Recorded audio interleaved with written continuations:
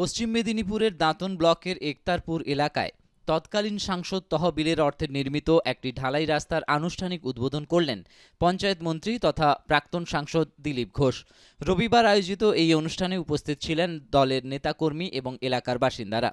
উদ্বোধনের পর সাংবাদিকদের মুখোমুখি হয়ে রাজ্যের একাধিক সাম্প্রতিক ইস্যুতে নিজের অবস্থান স্পষ্ট করেন তিনি।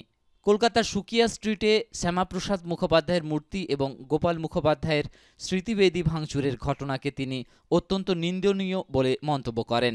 দিলীপ ঘোষের কথায়, মহাপুরুষদের মূর্তি ভাঙা মানে তাদের আদর্শ ও সম্মানকে আঘাত করা। এই ঘটনায় প্রশাসনের কঠোর ব্যবস্থা নেওয়া উচিত। যারা এই কাজ করেছে তাদের বিরুদ্ধে আইনানুগ ব্যবস্থা হওয়া প্রয়োজন।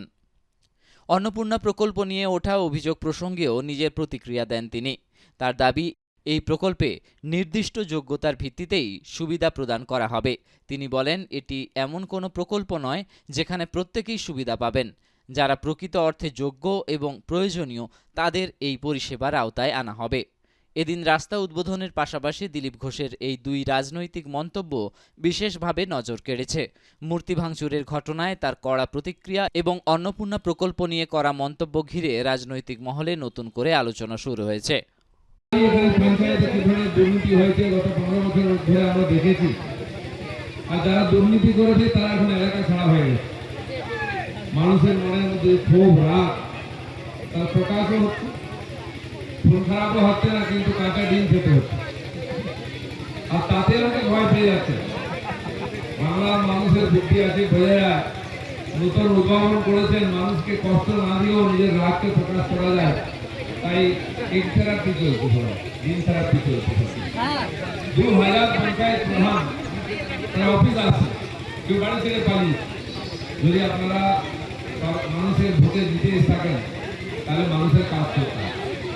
এই সরকারকে মানুষ জিতিয়েছে, তার কাছে কাজ চায়।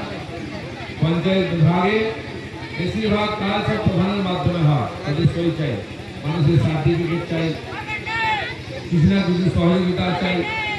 আর সেটা না দিয়ে মানুষ কষ্ট পায়। তাই প্রধানদের এসে নিজেদেরকে কাজ করা উচিত। আমরা সহযোগিতা করব।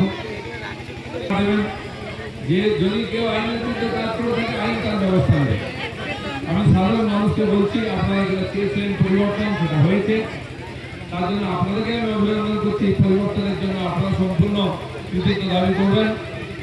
আর এই সরকার আপনাদের সরকার, আপনাদের কাজ করবে। এই জন্য যা